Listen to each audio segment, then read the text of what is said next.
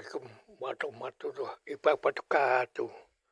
Mencermati 1 tahun pemerintahan Presiden Prabowo Subianto, tepatnya pada tanggal 20 Oktober yang lalu, banyak pengamat, banyak analis yang memberi penilaian, mengevaluasi sepak terjang hasilnya maupun segala hal yang menyangkut pemerintahan Presiden Prabowo selama 1 tahun ini. Sudah banyak dibahas dari berbagai hal tentang evaluasi atau analisa. Saya mau mengambil tema yaitu gaya atau model kepemimpinan Presiden Prabowo dibandingkan dengan Presiden Jokowi. Presiden Jokowi menerapkan politik belah bambu yang membuat garis tegas siapa kawan, siapa lawan. Mereka yang setuju, mendukung, membantu Jokowi diberi hadiah, dudukan posisi, bagi-bagi jabatan dan sumber rezeki yang dilindungi secara hukum dan secara politik. Sebaliknya bagi mereka yang dianggap lawan, yang menentang atau tidak setuju dengan apa yang jadi maunya Jokowi, dianggap berseberangan baik politik maupun segala hal, disingkirkan. Bahkan tega bagi yang jelas-jelas menentang keras diperkarakan secara hukum. Nah, sebaliknya Pak Prabowo menerapkan politik akomodatif. Semua dianggap kawan, saudara. Bahkan orang-orang yang pernah mencelakai di masa lalu berseberangan dengan Pak Prabowo. Seperti para jenderal yang pernah mementat dirinya sebagai TNI, justru ditarik semua menjadi bagian dari pemerintahan Prabowo. Semua dirangkul, bahkan lawan-lawan politiknya diajak semua di bawah kendali Presiden Prabowo. Tidak ingin membuat musuh walaupun satu musuh, semua dirangkul.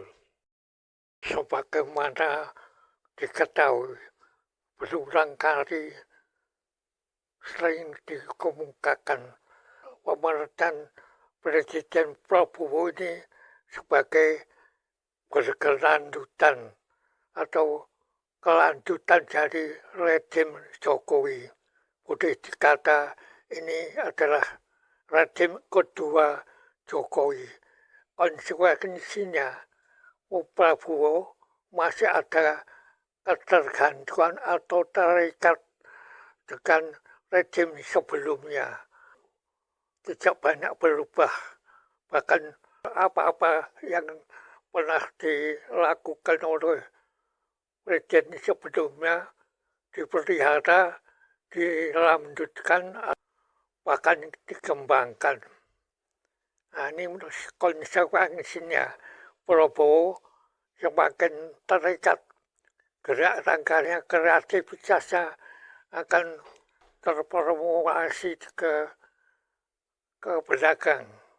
Nah, walaupun dalam pidato-pidatonya Prabowo ke depan selalu mengemukakan optimisme, ide-ide baru, gagasan segar yang membawa cita-cita Indonesia ke depan, kemajuan bangsa. Akan tetapi kenyataannya selama 1 tahun pemerintahan Presiden Prabowo ini banyak ribet, masih tarut-marut sama rezim Jokowi selalu mewarnai kondisi Presiden Prabowo sekarang ini. Nah, sebagaimana pernah dilontarkan oleh para aktivis generasi muda yang melakukan aksi atau memberi kembangkan duduk pakar Indonesia gelap.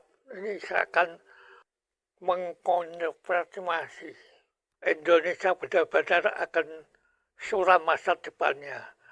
Tapi setelah ada peristiwa demo besar-besaran yang menewaskan seorang pengemudi ojol meninggal dunia, peta perpolitikan Indonesia berubah sejak peristiwa akhir Agustus. Itu rupanya Presiden Prabowo mengadakan evaluasi besar-besaran. Berapa lama terjadi reshuffle, Menteri Polhukam diganti, Menteri Keuangan diganti.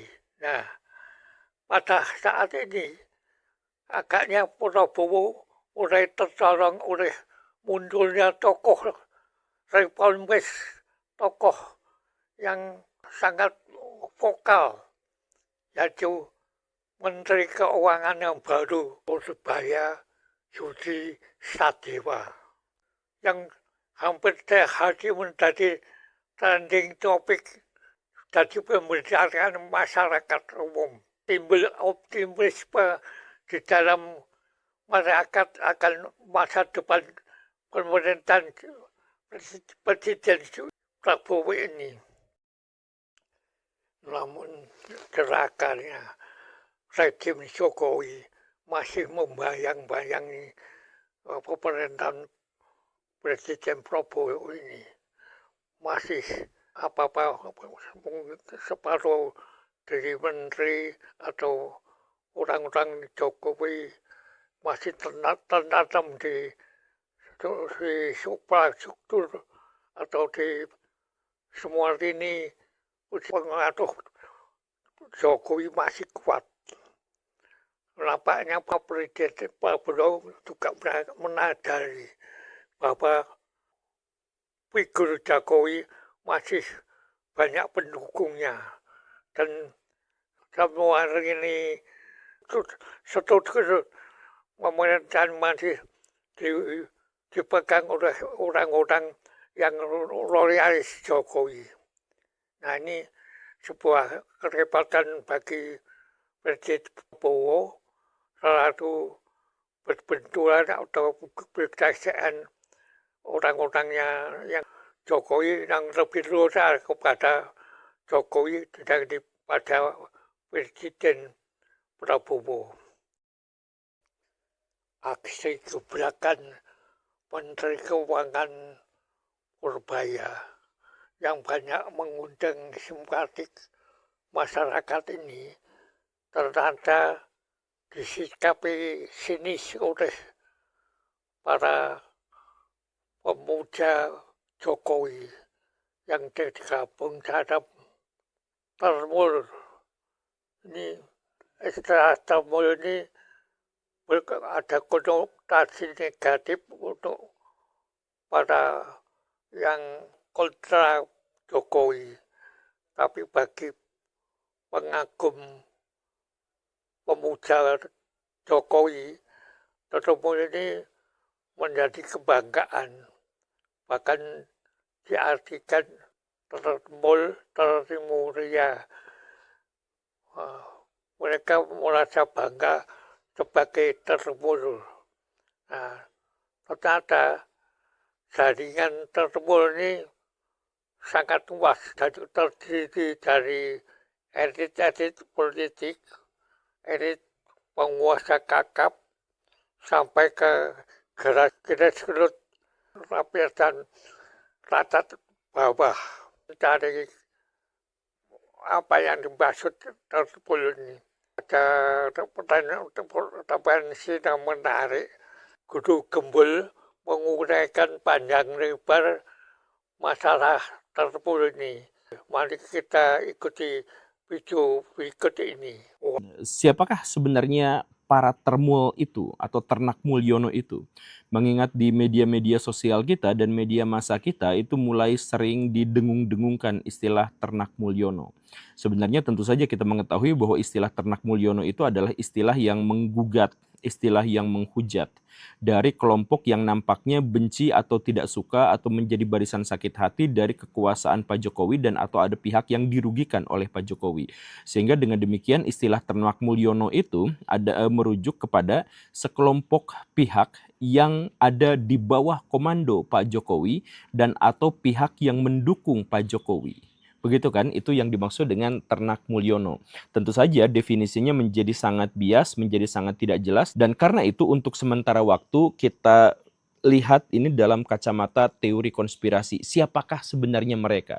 Saya sudah mengumpulkan ada 20 pihak yang diduga sebagai ternak Mulyono atau orang yang mendukung Pak Jokowi dan atau yang ada di bawah komando Pak Jokowi yang nampaknya menjadi memang overpower sangat kuat. Yang pertama itu adalah jajaran menteri-menteri Pak Prabowo yang sekarang kan menteri-menteri Pak Prabowo itu tembus 50, tetapi ada sekitar 17 sampai 22 diantaranya yang nampaknya lebih cenderung untuk dekat kepada Pak Jokowi daripada kepada Pak Prabowo. Jadi menteri-menteri semacam Pak Pratikno gitu ya, dan atau sebagian menduga itu adalah Pak Purbaya gitu ya. Mereka itu adalah orang-orang yang memang direkomendasikan dan menjadi lebih dekat dengan Pak Jokowi daripada Pak Prabowo. Dan bahkan mereka juga sudah ditunjuk sebagai menteri atau pejabat publik oleh Pak Jokowi yang kemudian dipertahankan oleh Pak Prabowo. Nah, ini adalah diantaranya termul yang pertama. Kemudian ternak Mulyono yang kedua itu adalah kelompok-kelompok di belakang partai politik. Bukan partai politiknya, tetapi di belakang partai politik. Jadi Pak Jokowi entah keceplosan atau tidak pernah mengungkapkan bahwa dirinya memiliki akses untuk mengetahui informasi-informasi seputar partai politik. Tujuannya apa, skemanya bagaimana, polanya bagaimana, arahnya kemana. Pak Jokowi mengaku bahwa dirinya itu mengetahui bagaimana partai politik itu bergerak dan tahu tujuannya kemana. Nah, ini siapa ini dibaliknya gitu ya. Tapi itu berarti termul ya.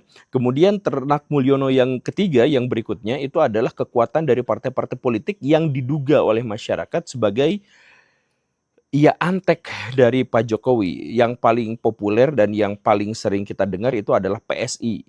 Kemudian Golkar, PPP, dan P3. Kadang-kadang juga PAN. PAN itu disebut sebagai ternak Mulyono gitu ya.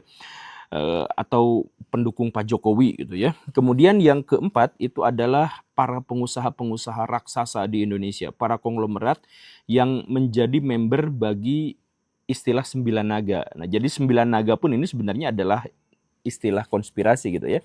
Tapi yang jelas kita mengetahui bahwa Pak Aguan dan Pak Muchtar Riyadi sebagai member dari Sembilan Naga itu sangat dekat dengan Pak Jokowi dan sering terlibat dalam proyek-proyek raksasa dari Pak Jokowi. Ini berarti adalah termul juga. Kemudian termul berikutnya itu adalah 9 haji.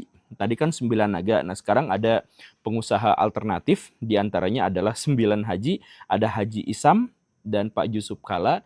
Itu memiliki kedekatan yang sangat luar biasa dengan Pak Jokowi. Dan khususnya Haji Isam itu adalah orang yang mengumpulkan dana di daerah-daerah untuk kekuatan politik Pak Jokowi. Nah, ini dalam tanda kutip disebut sebagai termul. Kemudian ada juga nomor 6 itu barisan jenderal, baik itu dari TNI maupun Polri. Ya, salah satunya itu adalah Pak Luhut bin Sarpanjaitan dan diduga ada sekitar ada 35 jenderal dari TNI dan Polri yang menjadi kekuatan politik bagi Pak Jokowi. Kemudian BUMN. Ya, BUMN itu sebagian itu benar-benar ada di bawah kontrol Pak Jokowi sedemikian sehingga komisaris-komisaris, direkturnya dan sebagainya itu bisa ditunjuk secara sepihak oleh Pak Jokowi. Jadi orang-orang yang mendukung Pak Jokowi itu biasanya diangkat menjadi komisaris-komisaris di BUMN. Salah satu yang terkenal diantaranya adalah Pak Ade Armando gitu ya. Kemudian ada Ibu Samara Amani gitu yang Ya, beliau tuh dulu saya menikmati ocehan-ocehan beliau di media gitu karena cukup kritis dan tegas gitu ya. Tapi sudah jadi komisaris nampaknya tidak lagi berbicara di ruang publik ya, nggak tahu kemana. Tapi ya sudahlah itu namanya juga teori konspirasi ya. Itu yang ketujuh. Kemudian yang kedelapan itu adalah polisi. Nah, polisi itu adalah termual dalam artian dalam beberapa kesempatan nampaknya dukungan polisi terhadap Pak Jokowi itu benar-benar kentara. Salah satu yang sempat bocor dan sempat viral di media massa kita juga adalah screenshot pernyataan dari para jenderal kepolisian untuk mengarahkan masyarakat agar memilih Pak Jokowi dan agar nurut kepada Pak Jokowi. Ada kan ya, screenshot yang seperti itu gitu. Jadi entah itu benar atau tidak, belum sempat diklarifikasi, tetapi screenshotnya sudah beredar di masyarakat yang menunjukkan atau menegaskan atau menjadi sebuah dalil dan argumentasi bahwa Pak Polisi itu adalah termul ya, Ternak Mulyono. Kemudian ada juga Nahdlatul Ulama. Nah, Nahdlatul Ulama itu menjadi gerbong kekuatan bagi Pak Jokowi untuk menang pemilu kemarin. Jadi Pak Maruf Amin direkrut gitu ya sebagai wakilnya, kemudian NU juga PBNU itu ketuanya juga disetir oleh Pak Jokowi gitu ya menurut beberapa kalangan tertinggi dari PBNU, dan kemudian kita juga mengetahui akhirnya NU itu dikasih jatah tambang oleh siapa? Oleh Pak Jokowi. Jadi NU khususnya jajaran elit-elitnya PBNU gitu ya pengurusnya itu juga adalah termual. Kemudian ada juga Pemuda Pancasila. Nah, nomor 10 itu ya ormas-ormas yang seperti itu yang katanya preman-preman itu. Nah, itu sebagian diantaranya adalah digerakkan dan atau dikomando dan atau bergerak demi kepentingan politik Pak Jokowi. Pemuda Pancasila ini nampak sudah sering terjadi. Kalau misalkan GRIP itu kan dekatnya dengan Pak Prabowo. Nah, kalau Pemuda Pancasila ini dekatnya adalah dengan Pak Jokowi gitu. Jadi Pemuda Pancasila apakah bergerak demi kepentingan Pak Jokowi? Ya silahkan ya.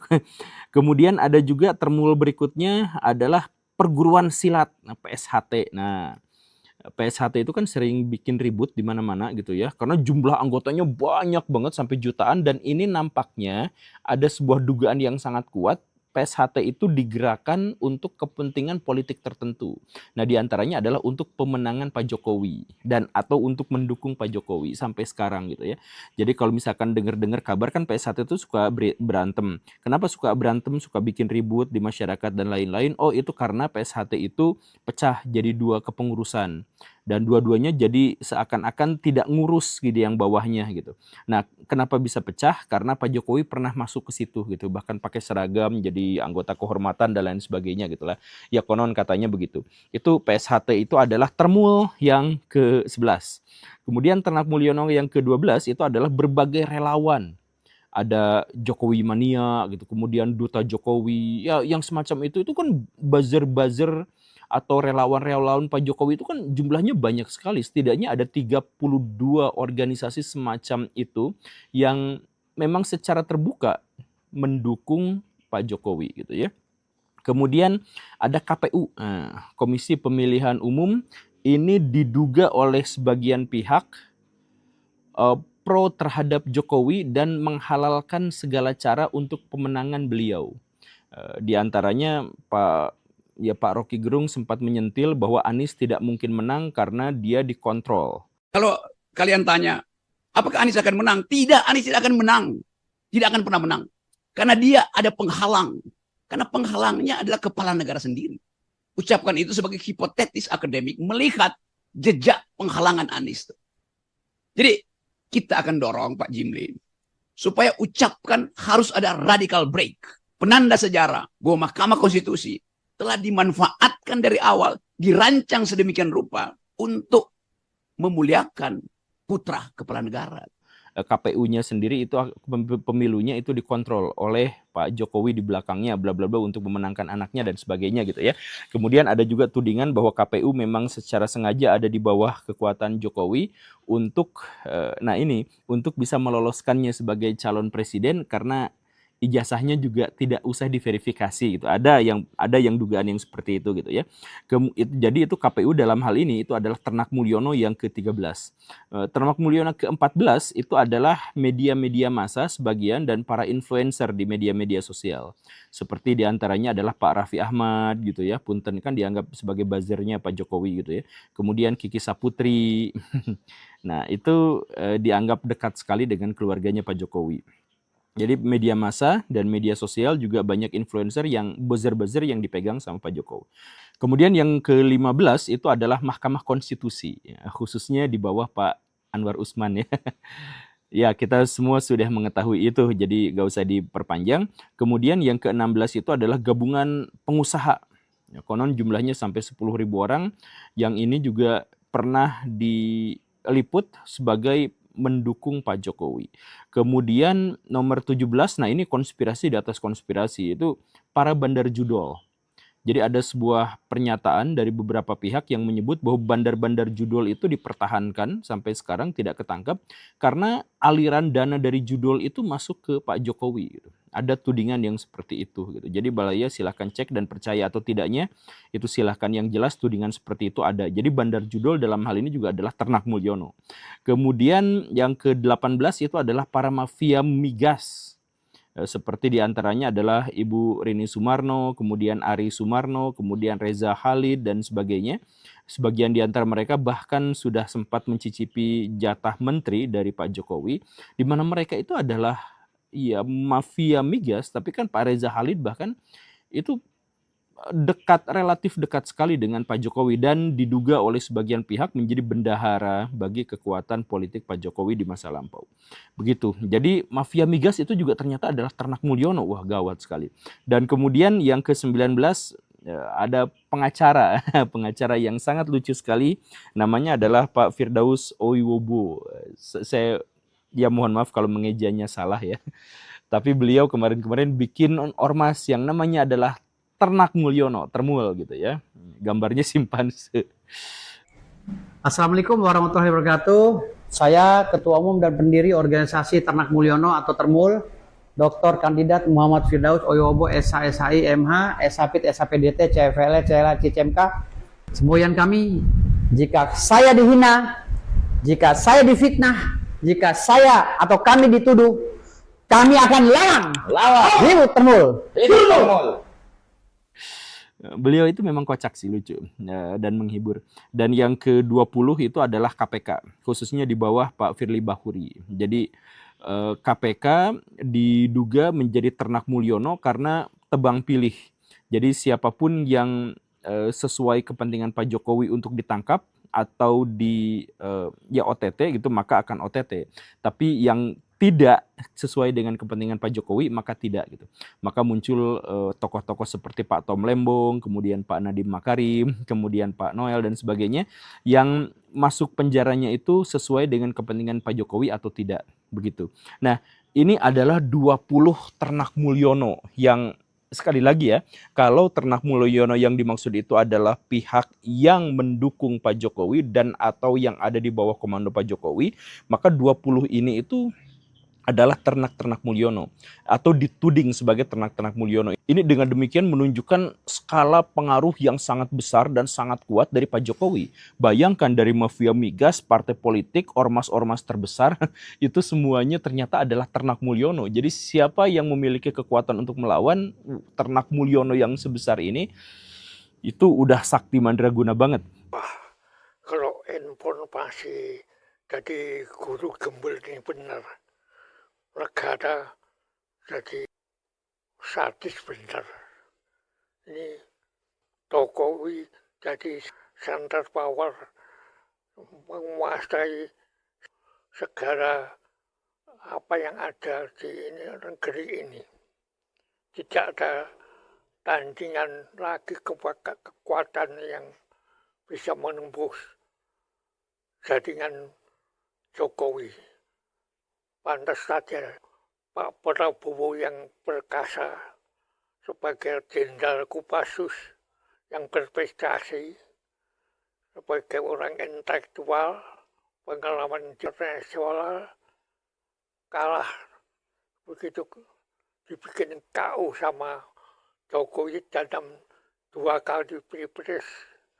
Akhirnya Pak Prabowo terpaksa kalah, mengaku kalah, mau menjadi juga pengikut Jokowi, mau jadi rombongan termul, mau menjadi pembantu Presiden Jokowi sebagai Menteri Pertahanan. Nah, sampai akhirnya kepilih dalam Pilpres tahun 2024, Pak Prabowo ini terus di bawah bayang-bayang Jokowi. Nah, Jokowi ini mendapatkan kekuatan jasad, full power, over power. Ya, terpaksa Pak Prabowo mengakui seakan-akan mulai jadi penyusunan kabinet dikendalikan oleh Pak Jokowi. Dan sampai setahun pemerintahan Pak Prabowo ini, sampai hari ini masih dikesankan pengaruh besar Pak Jokowi masih tinggi. Mungkin Pak Prabowo berpikir logis daripada nabrak penerapan dari Pak Jokowi, lebih baik masuk ke dalam, masuk barisan termul. Tapi Pak Prabowo kelihatan punya rencana besar. Setelah tahun kedua pemerintahan Presiden Prabowo ini, Pak Prabowo pertama mengintensifkan pemberantasan korupsi dan memasang Menteri Keuangan untuk membongkar kasus-kasus korupsi di semua lini di lintas kementerian sebagai upaya memotong jalur logistik terpulur. Kondisi Pak Prabowo sekarang mulai per hari ini secara tidak langsung dalam kepungan pengaruh kekuatan termul yang kelihatan masih lolar di Pak Prabowo. Ini yang baru-baru ini Menteri Keuangan ini mulai efektif menjalankan misi Pak Prabowo, menyelamatkan keuangan negara. Terus Kejaksaan Agung memproses tata hukum temuan dan terbongkar kasus-kasus korupsi kakap jajaran TNI.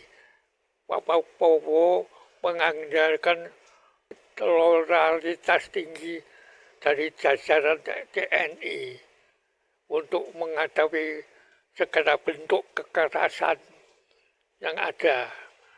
Terus menteri-menterinya yang kelihatan loyalis Pak Prabowo, ya Menteri Pertahanan Jenderal Shamsuddin, Menteri AAY, Menteri Pertanian, dan beberapa menteri yang kelihatan tidak menonjol. PR besar bagi Pak Prabowo sekarang, di samping mengatasi segala permasalahan kenegaraan dan dunia internasional, juga yang paling rumit yaitu menghadapi pengaruh jaringan termul ini. Semoga Presiden Prabowo diberikan jalan yang baik, tetap dalam jalur taat asas menegakkan kebenaran konstitusi negara Indonesia. Insya Allah. Wassalamualaikum warahmatullahi wabarakatuh.